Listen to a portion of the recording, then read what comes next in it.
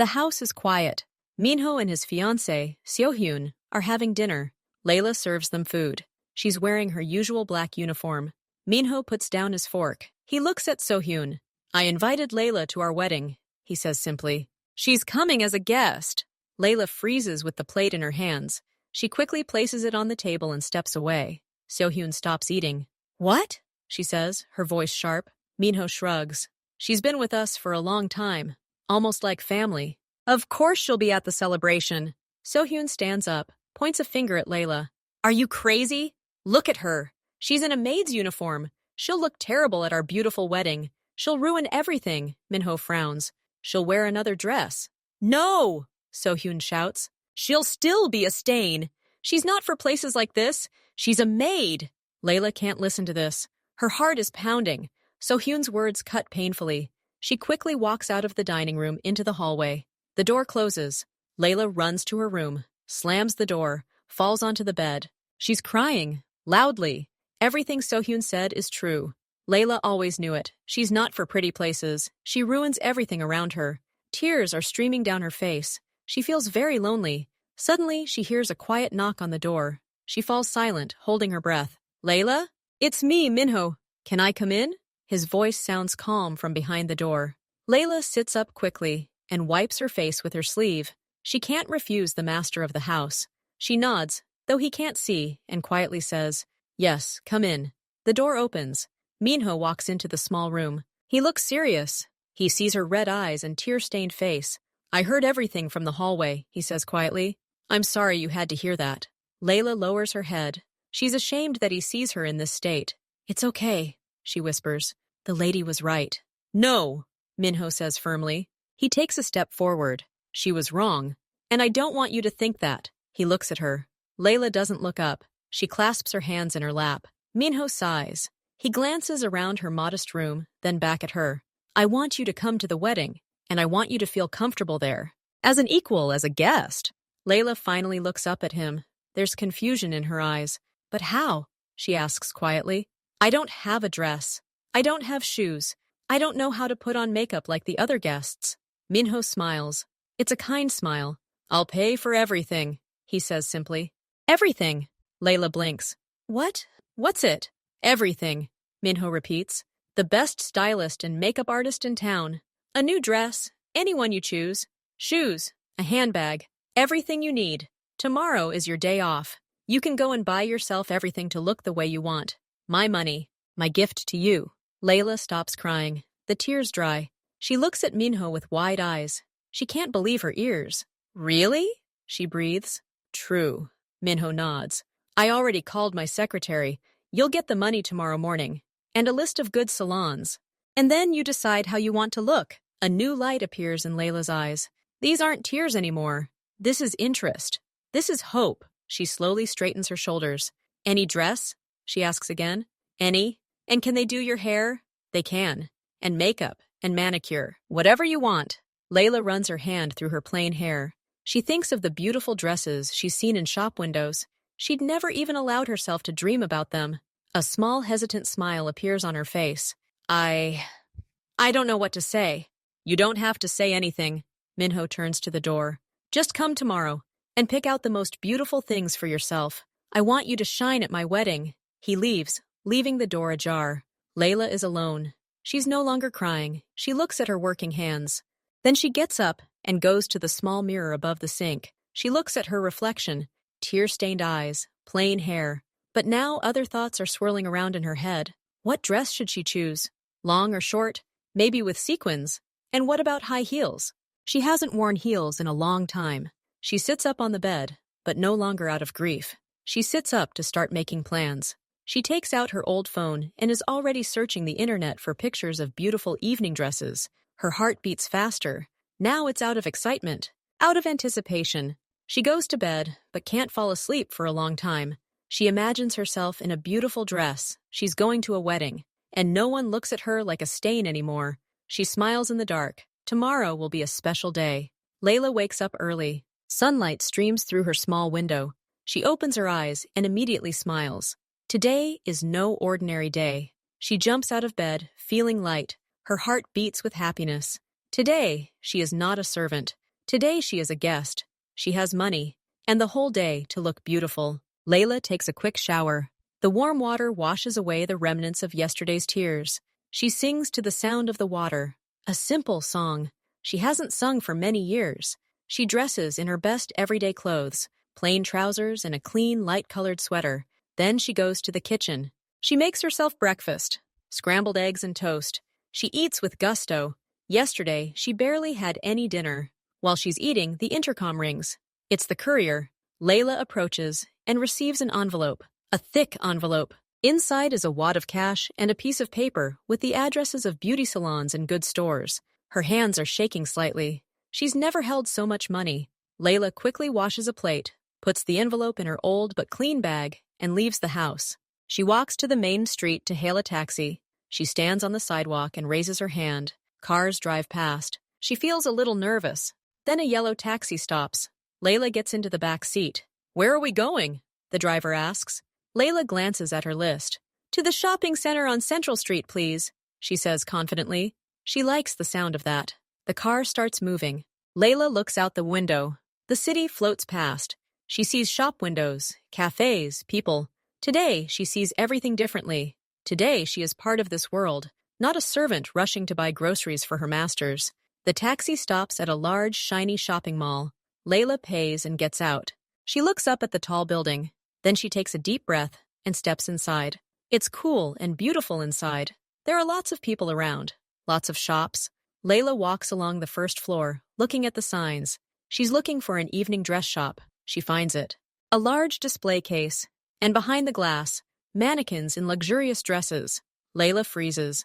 She's afraid to go inside. Then she remembers Minho's words. Any dress. She straightens her shoulders and opens the door. The store smells of expensive perfume. The saleswoman approaches. "Can I help you?" she asks. She looks at Layla's simple clothes, but remains polite. "I need a dress. For a wedding," Layla says. The saleswoman shows her several dresses. They're all beautiful, but Layla senses they're not right. Then her gaze falls on one. It's hanging slightly to the side, long, dark chocolate-colored, simple yet elegant in cut. It doesn't sparkle. It's simply beautiful. "Can I try this on?" Layla asks quietly. The saleswoman takes the dress off the hanger. "Excellent taste. It will suit you." Layla enters the fitting room. She takes off her simple clothes and carefully puts on the dress. It's heavy, smooth. She zips up the back, then slowly turns to face the mirror, and freezes. An unfamiliar woman stands in the mirror. Tall, stately. The dress fits her figure perfectly. It emphasizes her slenderness.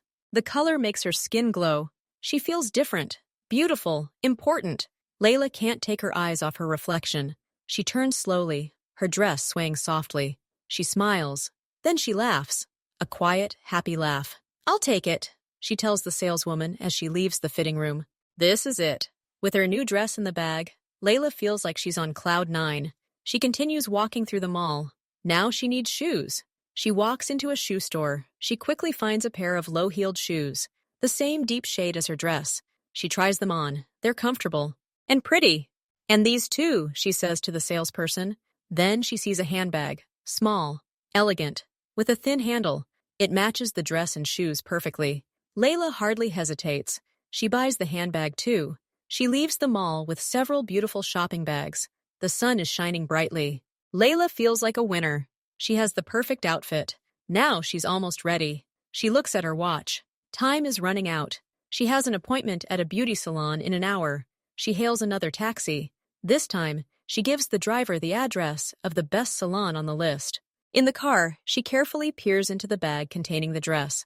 She touches the smooth fabric. She can't believe it's her dress, that tomorrow she'll wear it and go to the wedding, and no one will look down on her. She leans back in her seat and looks out the window. The city floats past again. But now Layla feels that anything is possible, even for her. The taxi pulls up to a beautiful building with large windows. It's a beauty salon. Layla looks at her watch. She's 15 minutes late. Her heart skips a beat. She quickly pays the driver, grabs her bags, and jumps out of the car. She throws open the glass door. The place smells of flowers and something clean. Everything sparkles. A woman with a perfect hairdo sits behind the counter. "Hello, I have an appointment," Layla says, a little out of breath. "For a facial. At 11. I think I'm a little late." The woman looks at the computer. She smiles. Layla, it's okay. Master K. Ailey is waiting for you. Please come in. Layla breathes a sigh of relief. She follows the administrator down the quiet corridor. She is led into a small, bright room with a comfortable chair. A smiling woman, K.A. Lee, is waiting there. Hi, Layla. Sit down and relax. We'll get there in time, says Kaylee in her calm voice. Layla carefully hangs up the shopping bags and sits down in the chair. It's very soft. Kylie covers her shoulders with a soft towel. Tell me what we're doing, asks Kii. I need my skin to look good for the wedding. Tomorrow. Kylie nods. She looks closely at Layla's face, lightly touching it with her fingertips. Your skin is nice. A little tired. We'll fix that. She begins. First, a warm towel to open the pores, then a light A-scrub that smells of tangerines. Layla closes her eyes. She's never relaxed like this. Ailey's hands move softly and confidently. Then comes the mask. It's cool and thick. Layla lies with her eyes closed. She listens to the quiet music in the room. She feels the mask harden on her face, tightening her skin. After a while, Kyle rinses off the mask with warm water. She pats Layla's face dry with a towel. Then she applies a light cream. Its scent is as fresh as morning. It's done. Look, says Kylie, turning the chair toward the mirror. Layla opens her eyes. She sees her reflection. Her skin really is different. It glows from within. She looks fresh and rested. The slight grayness under her eyes is gone. Thank you, Layla whispers. She smiles at her reflection. She likes what she sees. Then she's taken to another room for a manicure. The technician's name is Mia. She has bright nail polish and a kind smile. What hands? Says Mia, taking Layla's hands in hers. Work a lot? I can tell. Layla nods. She's a little self-conscious about her hands. Mia reassures. We'll make them royal. She begins her work. She carefully files Layla's nails, giving them a beautiful shape. Then she softens the cuticles with a special oil and gently pushes them back. She gives her hands a light massage with cream. Layla never thought hand care could be so enjoyable. What color? Mia asks, showing the rack of nail polishes. Layla already knows. She's seen this picture online. French. Classic French. Mia smiles and takes white and clear polishes. She works very carefully, drawing perfect white lines on the tips of Layla's nails. Then she covers everything with a clear, glittery polish. Mia says. Layla raises her hands. She looks at her nails. They are flawless, elegant. Her hands seem alien to her, so well-groomed and delicate. She carefully touches her fingers, feeling the smoothness of the polish. Next, a hairdresser awaits her. His name is Tom. He has gray hair and kind eyes. What are we doing, beauty? He asks. Tomorrow is a special day, I heard. Yes, Layla nods. I need a good hairdo to make my hair shine, but today it's just a treatment. Tom agrees. He sits Layla down at the sink and washes her hair. His fingers give her a wonderful scalp massage. Layla almost falls asleep from the pleasure. Then he applies some kind of mask to her hair. It smells of coconut and vanilla. Let it sit for 20 minutes, he says, wrapping her hair in a warm towel. While the mask is working, Tom gives Layla a gentle shoulder massage. She feels all the tension from the past few years melt away. After 20 minutes, he rinses out the mask. He blow-dries his hair. It becomes incredibly soft and shiny, falling into perfect waves. Tomorrow when I style your hair, it will look absolutely magical, Tom promises. Layla believes him. All the main procedures are completed. Layla still has time and money left. She looks at the list of services. She sees relaxation massage. She's never had a massage in her life. She makes up her mind and signs up for a session. The massage therapist, a calm woman with warm hands, leads Layla into a dark, quiet room with dim lighting and soft music. Just lie down and let go of all your thoughts, the woman says. Layla lies down on the soft table. The woman covers her with a sheet and begins to work. Her hands are strong and knowledgeable. They massage Layla's back, relieving tension and fatigue. Layla closes her eyes. She feels her body lighten. All worries and sad thoughts disappear. All that remains is a pleasant warmth and a feeling of complete calm. After the massage, she lies still for a few minutes. She feels renewed, as if she hadn't just rested, but been reborn. She leaves the beauty salon in the evening. It's already dark outside. She catches a taxi home. She sits in the back seat and looks at the city lights. She feels different, strong, beautiful, ready for tomorrow. She has it all. The dress, the shoes, the handbag, the well-groomed hands and face, the shiny hair, and most importantly, Confidence. Tomorrow she will walk into that wedding, and everyone will see the real her. The taxi stops at a familiar house. Layla gets out. She feels light all over. Her skin still smells of the delicate cream from the salon. Her hair falls softly on her shoulders. She goes inside. The house is quiet and empty. Minho is probably in his office. Sohyun has gone to her room to prepare for tomorrow. Layla goes to her room. She places her beautiful shopping bags on a chair. She goes to the small mirror and looks at herself. Even without makeup and hair, she looks different. Her face is fresh, her eyes sparkle. Her perfectly manicured hands seem like the hands of a different woman, one who doesn't wash floors or peel vegetables. She slowly undresses and takes a warm shower, taking care not to wash off her manicure. Then she puts on her old cotton robe. She feels the contrast between the rough fabric and her soft skin. She gets into bed, but doesn't sleep. She simply lies there and feels her body relax after the massage. She's happy. Thoughts about tomorrow keep her awake. She tosses and turns. She imagines putting on that very dress tomorrow. How she'll have her hair and makeup done. How she'll walk into the hall. She's worried. What if everything goes wrong? What if they don't like her? What if the guests still look at her like a servant, even in a beautiful dress? But then she remembers her reflections today. In the mirror at the store. In the beauty salon. She was beautiful, truly. She gets out of bed. She opens the bag again and carefully takes out the dress. She hangs it on the closet door so it won't wrinkle tomorrow. She stands and looks at it. The dark fabric shimmers softly in the light of the nightlight. It's the most beautiful thing she's ever owned. She returns to bed. She stares at her dress until her eyes begin to droop. Her last thought before sleep. Tomorrow. Morning. Layla opens her eyes before the alarm rings.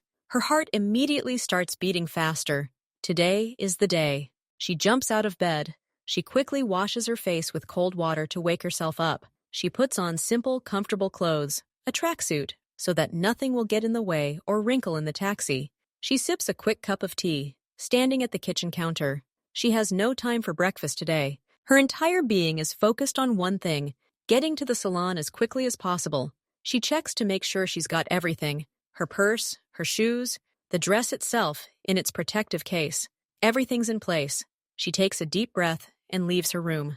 The house is still asleep. She creeps down the hallway so as not to wake anyone. She tiptoes outside. The morning is fresh and cool. She sees a taxi already on the road. She waves quickly. The car pulls up. To the beauty salon on Central Street, please, Layla says, climbing inside. And hurry up. I have a very important day. The taxi starts moving. Layla clutches the bag containing the dress to her chest. She looks out the window at the waking city. Today, everything will change. She's sure of it. The beauty salon is already open. Layla is greeted by the same receptionist. Today, her smile is even wider. Good morning. They're waiting for you. Makeup or hair first? Makeup first, Layla says confidently. She's led into the same bright room. A makeup artist is waiting at a table with a mirror surrounded by light bulbs. A young woman with short pink hair introduces herself as Alina. Hi, Layla. Sit down. Tell me, what look are you going for? Alina is already laying out brushes and palettes with eyeshadow. Layla shrugs. She doesn't understand this kind of thing. I don't know. To look beautiful, but not like a doll. Naturally, but for the occasion. Alina nods, studying Layla's features. Understood. You have beautiful cheekbones and eyes. We'll accentuate that. And to make your skin glow, yesterday's treatment did the trick. She begins her work. First, she applies a light foundation. It doesn't mask Layla's skin, but simply evens out her tone. Then she applies a light concealer under her eyes. Layla sits with her eyes closed, feeling the touch of the soft brushes. Open it, let's look at the color, Alina says. She selects eyeshadow. Not bright, but warm, golden brown shades. She applies them to Layla's eyelids, blending. Then she applies a thin line of black eyeliner and 2 coats of mascara. Each lash becomes individual and long. We'll just comb and set your eyebrows, Alina decides. Your eyebrows are well-shaped. Then she takes the blush, a light peach shade, and the highlighter. It looks like white powder with glitter. She applies it to the highest points of Layla's face, her cheekbones, the bridge of her nose, and above her lips. And the final touch. Alina takes out 2 lipsticks. This one is a rich color, and this one is a gloss. Let's try them both. First, she applies the ripe cherry-colored lipstick. Layla looks in the mirror. Her lips look bright and bold. Then Alina adds a clear gloss with gold particles on top. It's ready! Alina announces and moves aside. Look! Layla turns to the large mirror and freezes. A gorgeous, unfamiliar woman stares back at her in the reflection. Her eyes seem huge and deep. Her skin glows as if from within. Her lips are inviting. None of the makeup looks heavy or unnatural. It looks expensive, perfect. Layla can't utter a word. She just smiles, and her smile now seems even more beautiful. The next step is hair. She's led to Tom, the same man with the gray hair. Wow! He exclaims, seeing her makeup. Alina, as always, is a magician. And now it's my turn. He sits Layla down in a chair. Her hair, soft from yesterday's care, falls loosely over her shoulders. What do you think? Asks Tom.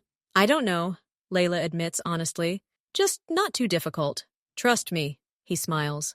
He grabs a comb, a hairdryer, and styling products. He works quickly and confidently. He dries her hair, twisting strands with a round brush. Then he gathers part of her hair back into an elegant but loose bun, leaving a few soft strands to frame her face. He leaves the rest of her hair loose, but shapes it into large, smooth waves that fall over her shoulders and back. He sprays his hair with hairspray. Then he takes a small can of glitter spray and gently runs it through the ends of his hair. They sparkle with every movement. And the final touch, Tom says. He opens the box and takes out a thin, elegant hair clip with a small, transparent insert that shimmers like crystal. He carefully threads it into the base of the bun. Now look, he says, turning the chair. Layla looks. Her hairstyle looks both intricate and weightless. The waves shimmer. The hair clip glistens. She looks like a Hollywood star from an old movie. She gently touches her hair. It looks perfect. Now the main moment has arrived. Layla is shown to a separate room where she can change. Her dress is already hanging on a hanger in a bag. She carefully removes her tracksuit. Then she unzips the cover and takes out the dress. It's heavy and cool. She carefully steps into it, lifts it, and zips up the long zipper at the back. She feels for and fastens the small hook at the top. The dress fits like a glove. Then she puts on her shoes. They're comfortable. The heels are stable. She picks up her new handbag. She stands in front of a full-length mirror and slowly raises her head. The reflection in the mirror makes her heart stop. A completely different woman stands before her. Tall, stately, incredibly elegant. The dark dress accentuates every curve of her figure. Glowing skin, perfect makeup, shiny hair with that very same hair clip. She looks like a queen, like a star. She doesn't see a drop of that humble, downtrodden servant in this reflection. She sees a confident, beautiful stranger, and it frightens and delights her at the same time. Layla can't tear her eyes away. She turns, looking at herself from the side. Her dress sways gracefully. She takes a step. Her shoes tap softly on the floor. She takes a deep breath and straightens her back. The woman in the mirror does the same, and her posture speaks of dignity. Everyone in the salon compliments her. Alina and Tom clap their hands. The receptionist gasps in admiration. Layla thanks them, her voice sounding a little shaky, but more confident than ever. She goes outside. It's a sunny day. She hails a taxi. The driver, a man of about 50, whistles as she gets in. Young lady, are you probably going to a beauty contest? He jokes. Layla smiles shyly. To a wedding. Well, the groom is very lucky if the bride is like that, the driver says. Layla doesn't correct him. She simply looks out the window, not at the streets anymore, but at her own dim reflection in the glass. She sees the outline of her hair, the glint of a hair clip. She still can't believe it's her. They pull up to the house. Layla gets out. She needs to stop in for a bit, drop off some old things. She walks to her porch, careful not to brush her dress. She enters the quiet house. She creeps down the hallway, but bumps into the housekeeper. The elderly woman stops dead in her tracks. Her eyes widen. Layla? Is that you? Oh my God, baby! Yes, it's me, Layla smiles. You're simply an unearthly beauty, the housekeeper breathes out. Layla feels a warmth spreading inside her. She quickly goes into her room, leaves the bag with her tracksuit, and does a final check in the mirror.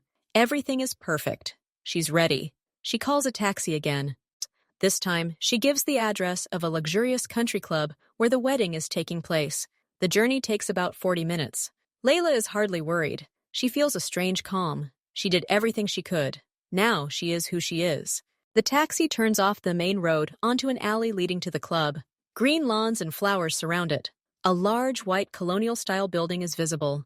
There are already many cars at the entrance, and people in nice clothes are getting out and heading inside. Her taxi pulls up right to the entrance. A liveried doorman opens the door for her. He offers her his hand to help her out. His expression is completely impartial. He sees just another posh guest. Layla comes out, adjusts the folds of her dress, picks up her purse, takes a deep breath. Before her are wide steps leading to open doors. From inside, the sounds of a string quartet, laughter, and the clinking of glasses can be heard. It's all already begun. She looks at those doors. Behind them lies her past life as a servant and an uncertain future. She lifts her head higher. Her heels tap a precise rhythm on the stone steps. She is in no hurry. She walks like a queen going to her ball. She approaches the doors. The doorman on the other side nods to her and opens the doors even wider.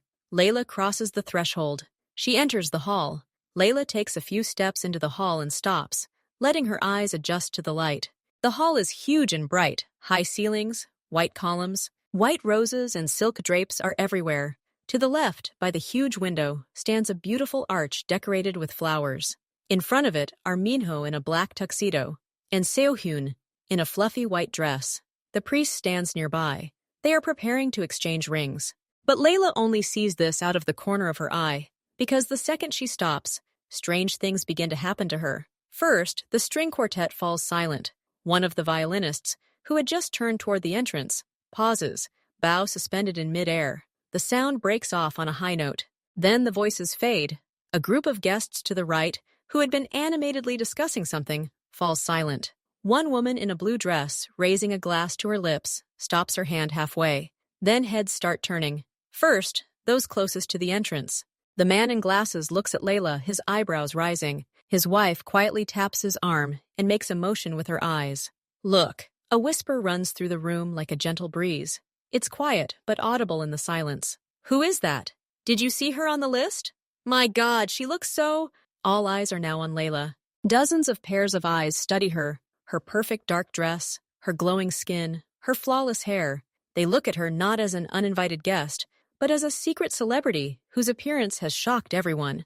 The women quickly assess her outfit, their gazes betraying both envy and admiration. The men simply stare, mesmerized. Layla feels that gaze on her skin. Her heart pounds, but she doesn't lower her eyes. She remembers her reflection in the salon mirror. She remembers who stands in this room now.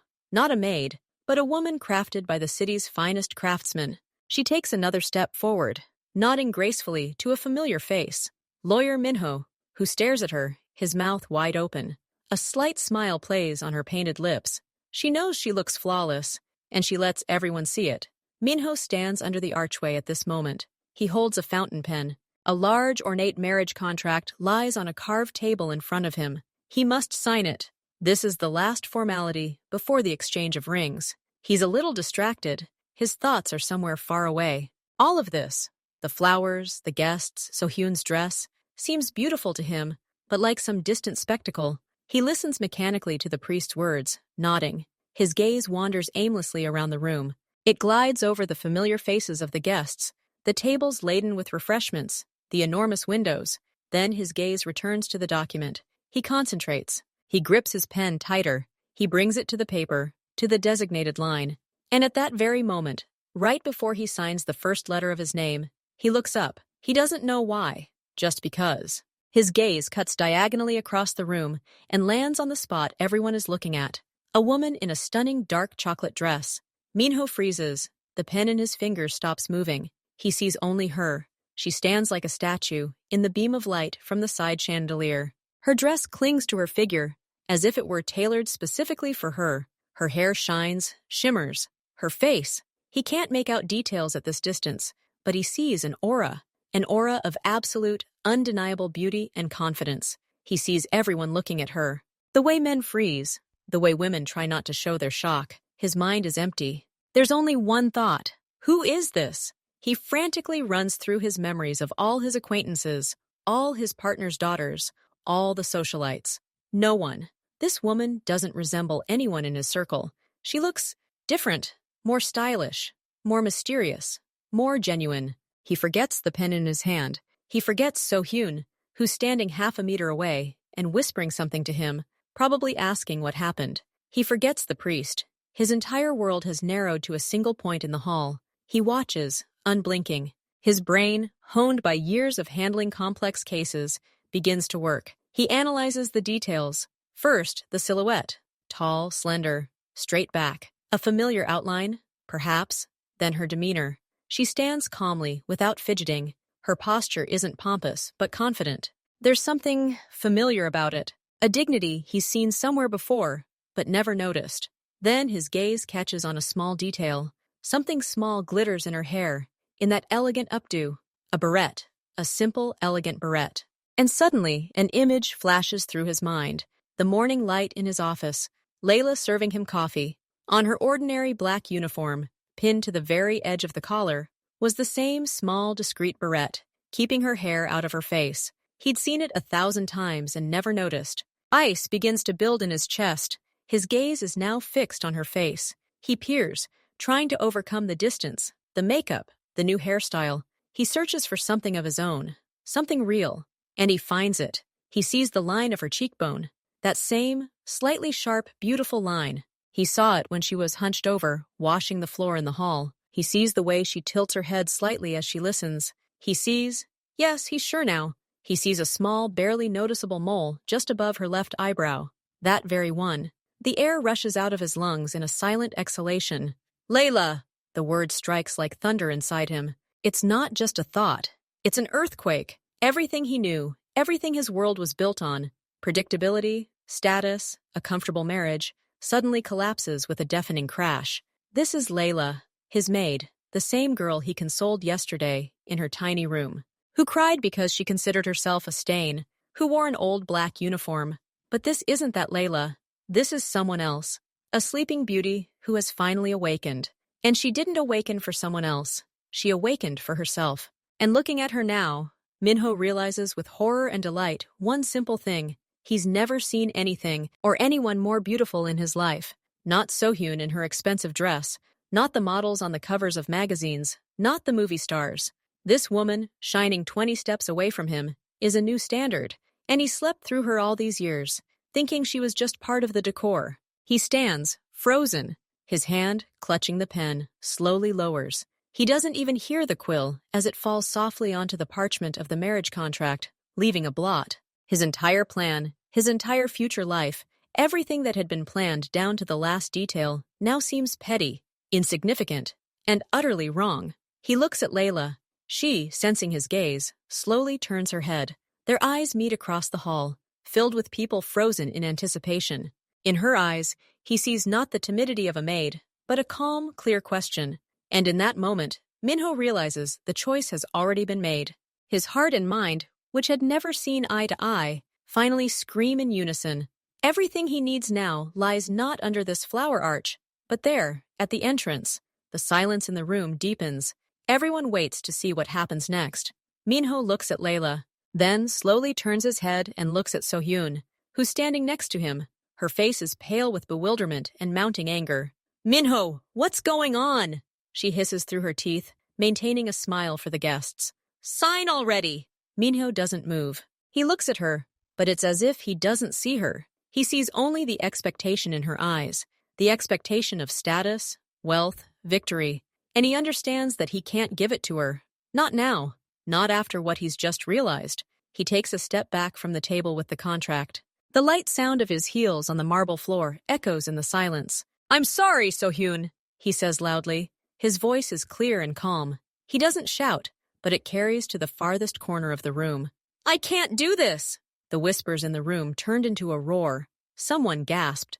Sohyun looked at him, her eyes wide. What are you saying? Her whisper was now full of horror. Is this a joke? Stop it! This is not a joke, Minho says. He doesn't look at her anymore. He turns to face the guests. The priest. Everyone.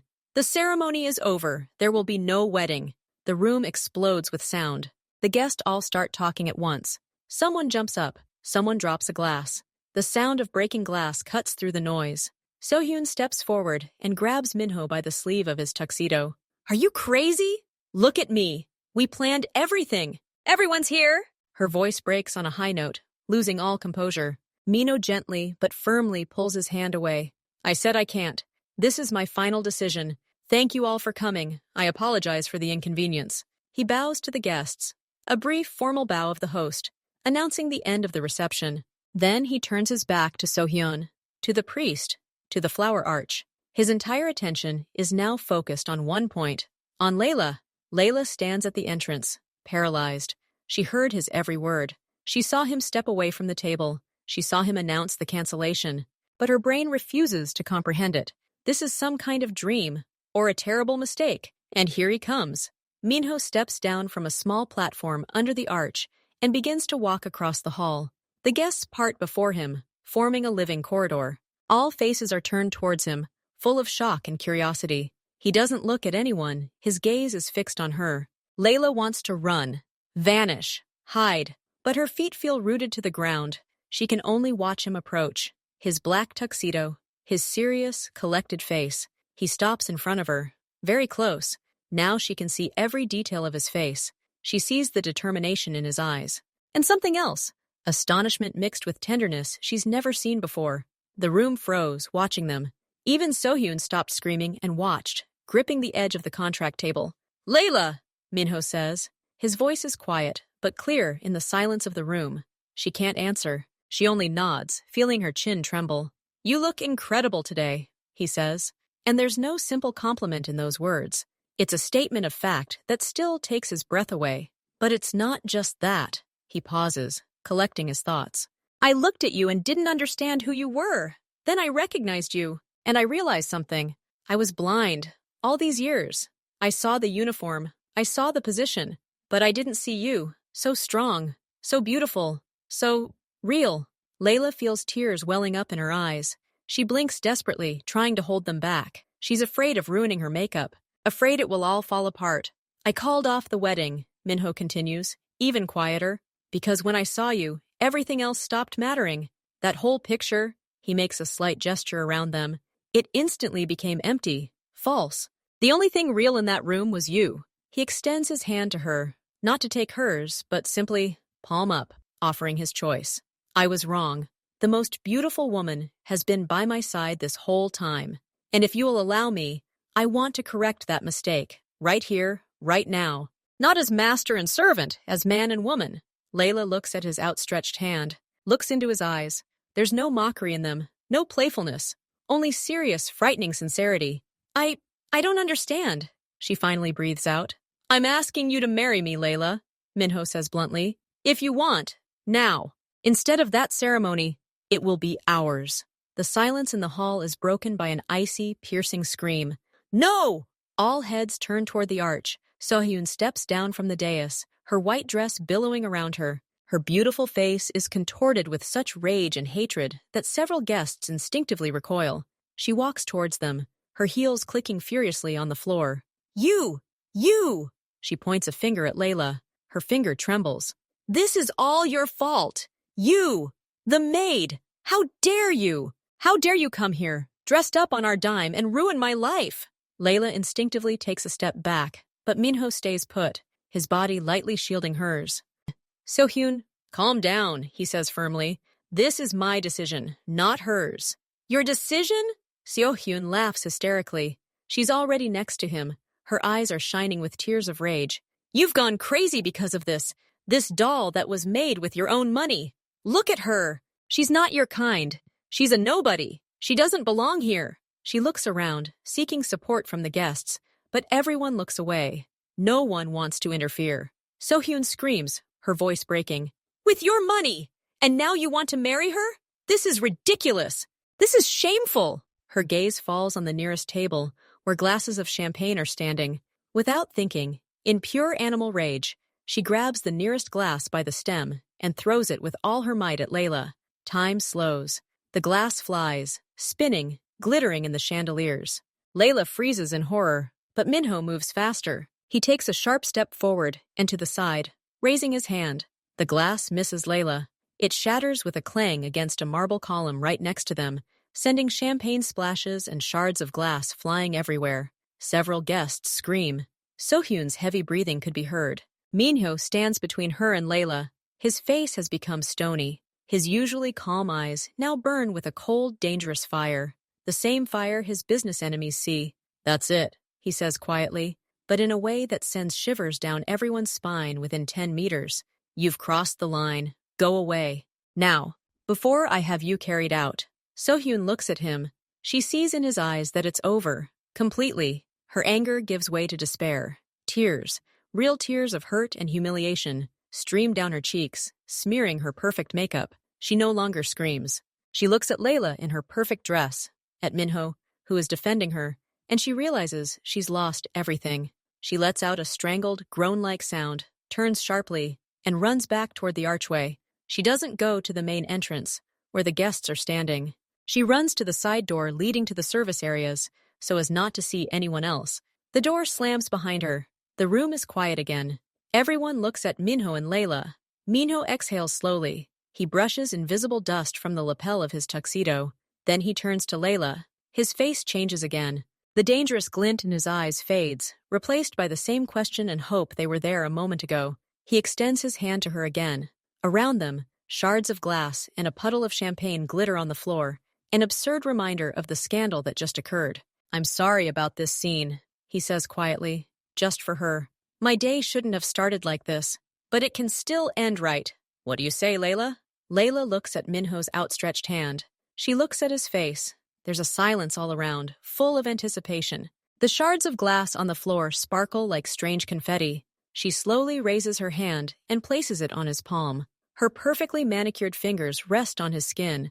She feels the warmth and firmness of his hand. She nods. Just one nod, but it's enough. The smile that appears on Minho's face lights up the room. He squeezes her hand and turns to face the guests. Dear guests, his voice sounds loud and confident again.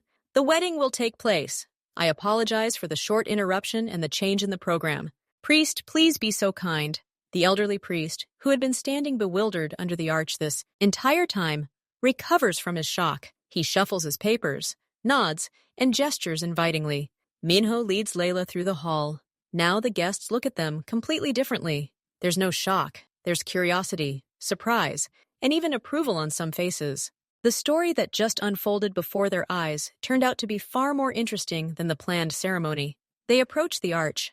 Minho doesn't let go of her hand. The priest begins to speak. His words sound familiar, but now they are filled with new meaning.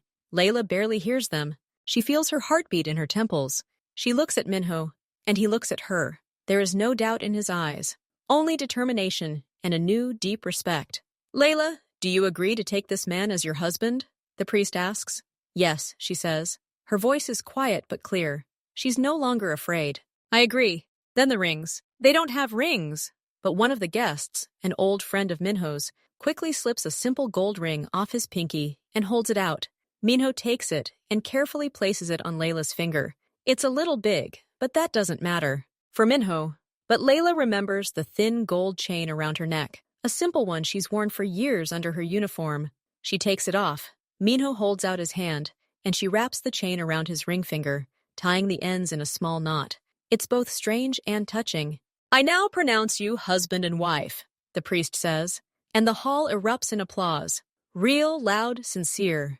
The musicians, coming to their senses, begin to play a solemn, beautiful melody.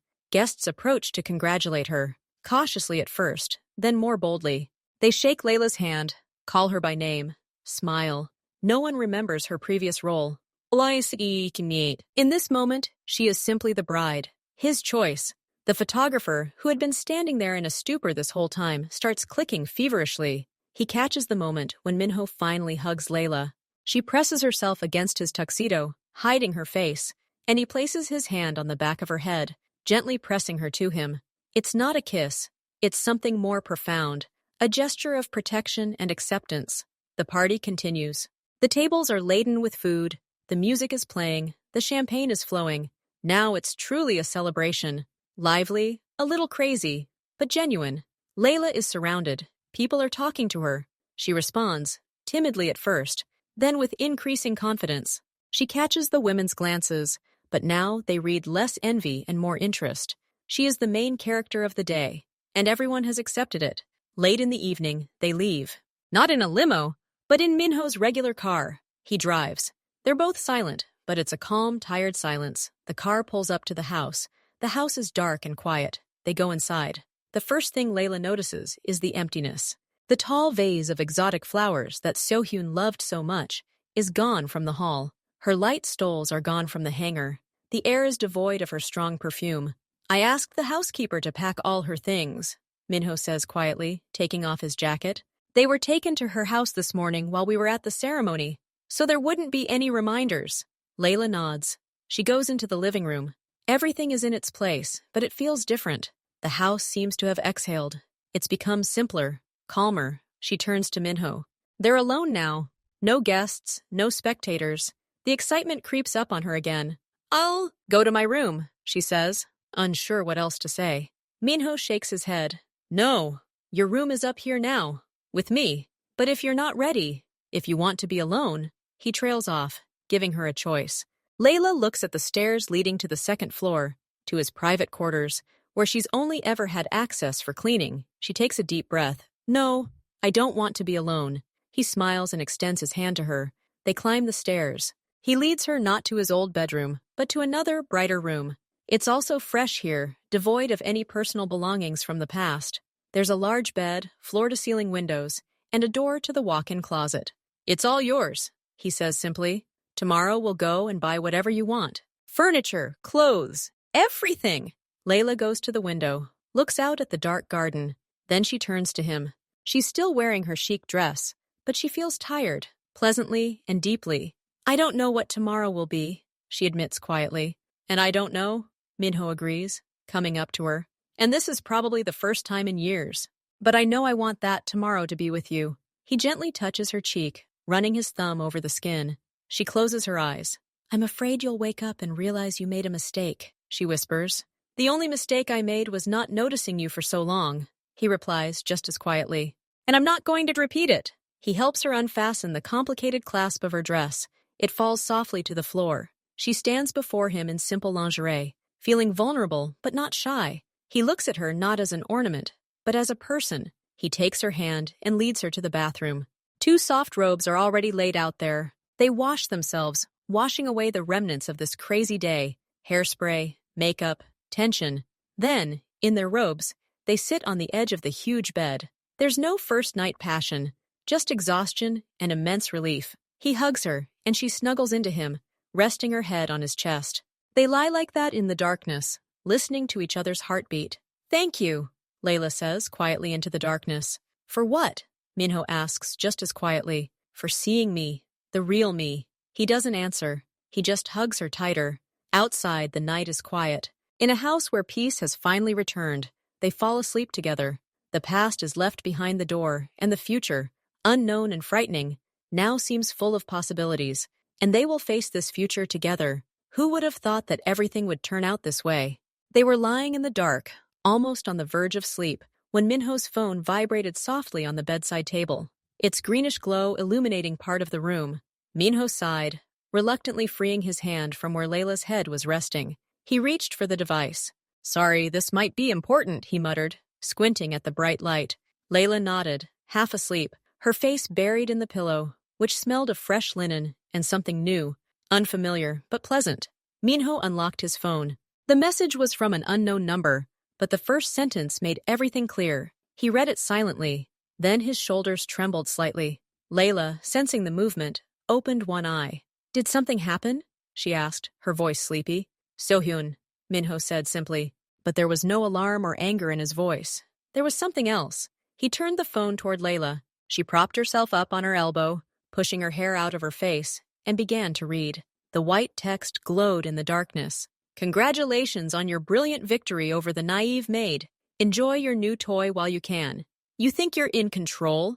You think you can humiliate me in front of the whole city with impunity?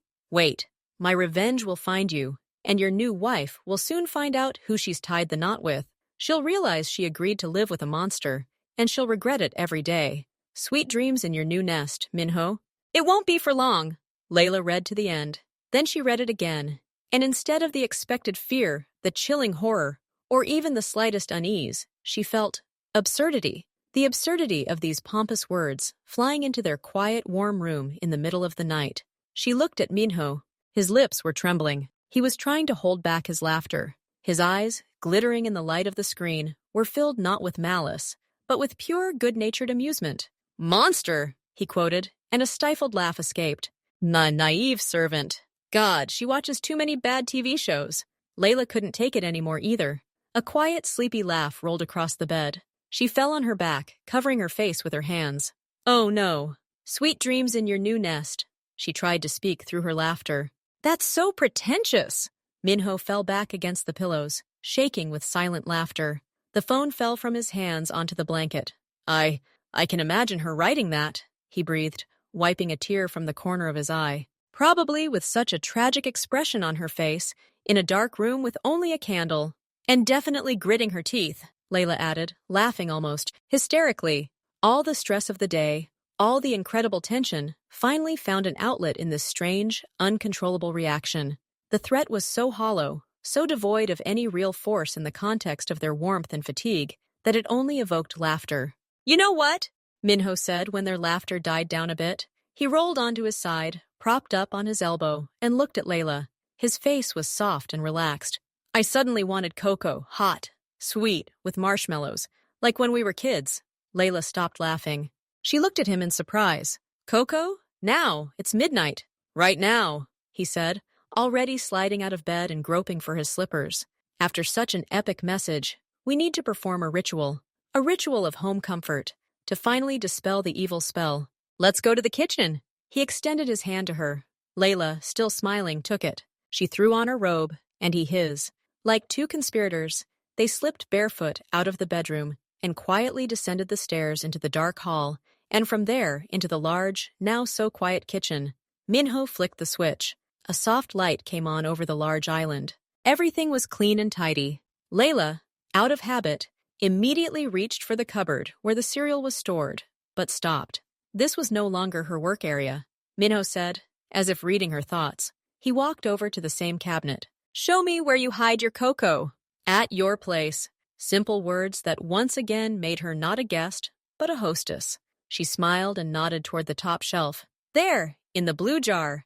And the milk is in the fridge. Minho pulled out a jar and found a saucepan. He moved around the kitchen a little awkwardly, but with great enthusiasm. Layla sat down on a high bar stool at the counter, tucking her robe-clad legs under her, and watched him pour milk and measure out cocoa and sugar with spoons. You need to stir constantly to prevent it from burning, she couldn't resist offering advice. Yes, Captain, he replied obediently, taking the whisk. A few minutes later, the divine, cozy smell of chocolate and milk wafted through the kitchen. Minho poured the thick, hot drink into 2 large mugs. Marshmallows, he remembered. Got marshmallows? Layla paused, then jumped up from her chair and opened one of the back cabinets where rarely used supplies were kept. There, behind a jar of cloves, she found a half-empty bag of tiny pink and white marshmallows. Hooray! Minho proclaimed triumphantly, accepting the loot. He generously dropped a few into each mug. They floated for a while, then slowly began to sink and melt, forming a sticky, sweet foam. They grabbed their mugs and moved from the kitchen to the small adjoining living room, where there were plush sofas. They settled in, dimming the lights, leaving only a floor lamp in the corner. The warm light fell on them, creating a cozy island. They sipped their cocoa in silence. It was perfect. Not too sweet, very chocolatey, with a delicate foam from the melted marshmallows. You know, Layla said finally, looking at the steam rising from her mug, before, when I was washing the floor in this kitchen or cleaning the sink late at night, I sometimes dreamed of just like this, sitting down, drinking something hot, not rushing anywhere. Minho listened attentively. And he said after a pause, when I was stuck in the office with paperwork, I would sometimes come out here to pour myself some water, and the kitchen was always dark and quiet, dead. It never even occurred to me to just make some cocoa. Now he will come, Layla smiled. Now he will come, he agreed. They finished their drinks. The silence was warm and rich. The threat in the message now seemed completely unreal, distant, like bad weather outside the window of a sturdy house. She might actually try to do something unpleasant, Minho said quietly, no longer laughing, placing his empty mug on the low table. She has connections. Her father is influential. She's angry and resentful. Layla looked at him. Her face was calm. I know. I don't think she's just threatening, but, she paused, choosing her words. I'm not afraid of her, and I'm not afraid of what she might tell about you. I already know who you are. Minho looked up at her questioningly. You're strict, Layla began, counting on her fingers. Cold at times. Demanding. You run a shady business I don't know the details of and don't want to know. You can be cruel when necessary. I've seen people turn pale when they talk to you. I'm not naive, Minho. I've seen you in many ways, and I'm still here. He listened without interrupting. But I also saw how you paid for our housekeeper's son's education for years, she continued. How you didn't fire the driver who was in an accident through his own fault, but sent him for treatment. How you talked to me yesterday in my room, and how today you stood between me and a flying glass. You're not a monster. You're a complicated person, like everyone else. You just have more power and the opportunity to do both good and bad things. Minho looked at her for a long moment. Then he nodded slowly. I'll try to make sure you only have good ones, he said simply, without pathos. And I'll try to be more than just a toy or a reward, Layla replied. I'll try to be the person you can drink cocoa with at midnight when those stupid texts come in. And who'll remind you that the marshmallows are in the cupboard behind the jar of cloves? He laughed, gently tugging at the sleeve of her robe, and she moved closer, nestling under his arm. So, here's the plan, Minho said, looking at the ceiling. Tomorrow I'm instructing my people to deal with this issue and take measures to prevent Sohyun and her father from harming us. The boring, businesslike part. And my part? Layla asked. Your part is to decide what color to paint the walls in the living room, and choose new furniture for our bedroom, and maybe consider getting a dog, or a cat, to make it even cozier. Layla smiled into the folds of his robe. I like this plan, especially about the dog. Then it's a deal. They sat in silence for a while longer. Then Minho realized he was starting to doze off. He stretched and turned off the floor lamp. Time for bed, Mrs. Kim, he said, standing up. Another address. Mrs. Kim. It took Layla a second to realize that this was now referring to her, too. It sounded strange, but right. Yes, Mr. Kim, she replied, standing up and gathering the mugs to take to the sink. They went back up to the bedroom. Now they were both overcome with sleep. They took off their robes and settled under the covers. Layla settled back against him, and he put his arm around her shoulders. Before he finally fell asleep, Minho whispered into the darkness, Thank you for not being scared. Thank you for offering cocoa, Layla whispered back. And on the floor, next to the bed, the phone screen, where the menacing message had arrived, had long since gone dark. The force of the threat had dissolved in the aroma of chocolate, in the quiet laughter in the dark kitchen, and in the firm resolve of two people to build their future, warm, imperfect, but theirs. No revenge from the past could compete with that. Layla wakes first. Sunlight is already filtering through the cracks in the thick curtains. She lies motionless for a few seconds, aware of where she is, not in her small room off the kitchen. Next to her is Minho's warm, sleeping body, his hand still on her waist, as if even in his sleep he's trying not to let go. She carefully raises herself up on her elbow and looks at him. His face, relaxed and asleep, looks younger. The usual mask of cool composure is gone, tired shadows under his eyes are visible, but his face is calm. Layla feels a surge of tenderness, mingled with a slight surrealism. She is this man's wife, Mrs. Kim. The thought still seems foreign. She quietly crawls out from under the covers so as not to wake him, throws on a robe, and leaves the bedroom. The house is still incredibly quiet. She goes down to the kitchen. Yesterday's mugs are in the sink. She automatically begins washing them, and the familiar movements are calming. But now it's not work. It's just an act of living in her own home. While she is busy, the housekeeper, Mrs. Chan, enters the kitchen. The woman stops at the threshold, looks at Layla in her robe, washing mugs, and her face lights up with a kind, understanding smile. Good morning, Mrs. Kim, she says softly. Layla shudders and turns around. The title still grates on her ear. Good morning, Mrs. Chan. Please. Can I just... Layla? She offers hesitantly. Mrs. Chan shakes her head. You can't. You are the mistress now. Get used to it. Mr. Kim has already given the orders. To everyone, you are Mrs. Kim. What will you have for breakfast? I will cook. I can do it myself, Layla says. Not today, the housekeeper insists softly but firmly. Today is your first day. Allow me. Go and rest. Or wake your husband. Layla realizes she's facing a new order of things. She wipes her hands and nods gratefully. Then, an omelet, please. And coffee. Thank you. She comes back upstairs. Minho is already awake. He's sitting on the bed, leaning against the headboard, looking at his phone. His expression is businesslike again, focused. Has she started something yet? Layla asks quietly, coming over. He puts the phone down. Not yet, but her father called my secretary at 7 this morning. Expressed deep disappointment. Just the usual noise. Nothing serious. He looks at Layla, and his gaze softens. Good morning. Good morning. Breakfast will be ready soon. He stands up and stretches. Excellent. And after breakfast, I'll need to work for a couple of hours in the office. We need to take measures to prevent this noise from getting louder. They have breakfast together in the kitchen, at the same island where they drank cocoa last night. It feels strange. Layla looks at Minho, who is looking through documents on his tablet, sipping coffee, and realizes she's seeing his normal, work-related side, the same one she's known all these years. But now she's not sitting against the wall, awaiting instructions, but opposite him. And he, noticing her gaze, puts the tablet down. Sorry, habit.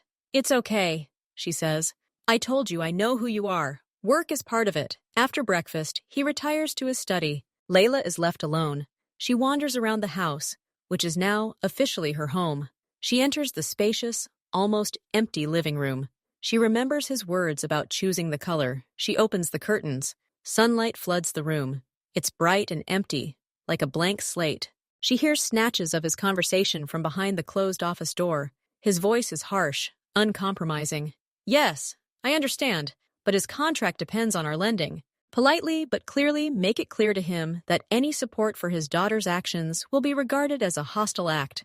No need for direct threats. He'll figure it out himself.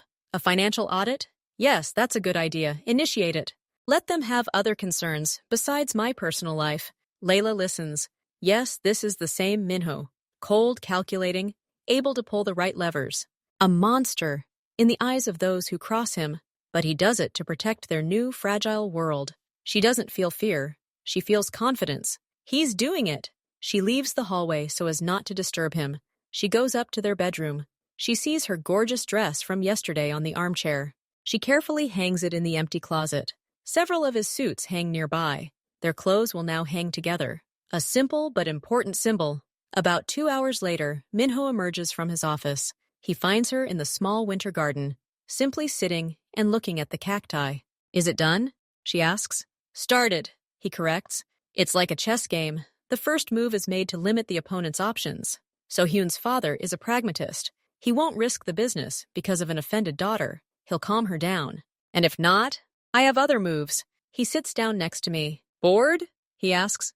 No, it's just unusual. I don't know what to do. Usually by this time, I'd already be washing the floors or going shopping. Now do what you want. If you want, wash the floors. But I hope you'll choose something else. He smiles. Like coming with me. Where? Just for a drive. Just like that, without a goal. I want one day, today, to be just a man driving around the city with his wife. Business can wait. They're driving his car, but this time he's not driving himself. They have a driver with them, the same one Minho didn't fire after the accident, the elder Park. When Layla gets in, he looks at her in the rearview mirror and smiles warmly. Congratulations to you both, he says sincerely. Wherever you want. Just drive, Park, Minho says.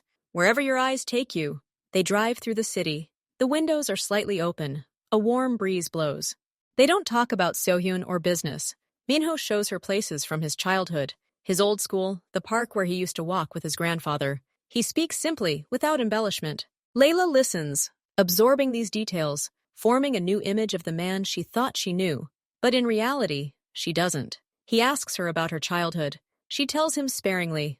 A small town, her parents' hard work, dreams of escaping to the big city. She's never told anyone about this here. They never asked her such questions. They stop at a small cafe by the river, where Minho has never been. They order pie and tea. No one recognizes them. They are just a couple. Scared? He suddenly asks, watching her stir sugar in a cup. What exactly? Everything. Such a sudden change. The unknown. What I'm hiding from you, Layla thinks. It was scary yesterday. When you came up to me and told me everything. Then it was scary the moment she threw the glass. And now? Not now. Now there is just today. This pie. This wind. And the person sitting across from me. Everything else somehow faded into the background, became less important. He takes her hand from the table.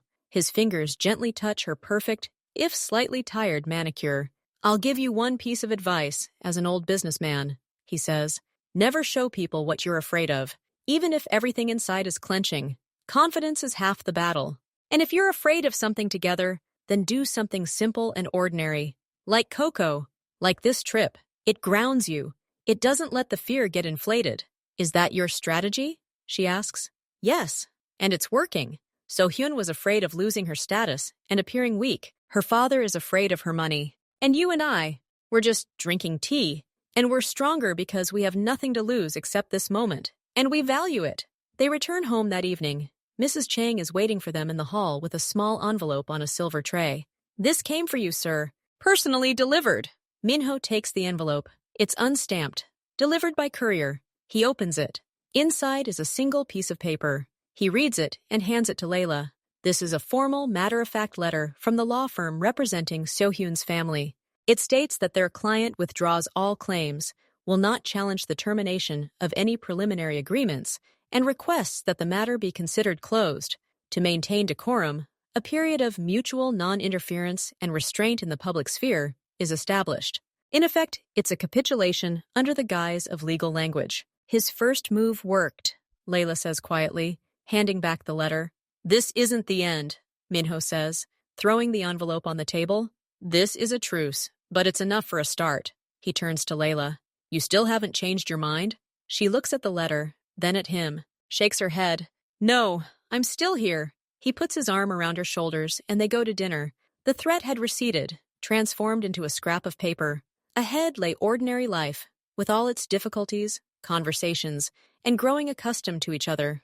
But the first, most terrifying day was behind them. They had survived it together, and that meant they would survive all the others. And perhaps someday, many years from now, they would remember this day and laugh at how it all began, with a fight, tears, a glass flying into a column, and a quiet midnight cocoa that proved stronger than any threat.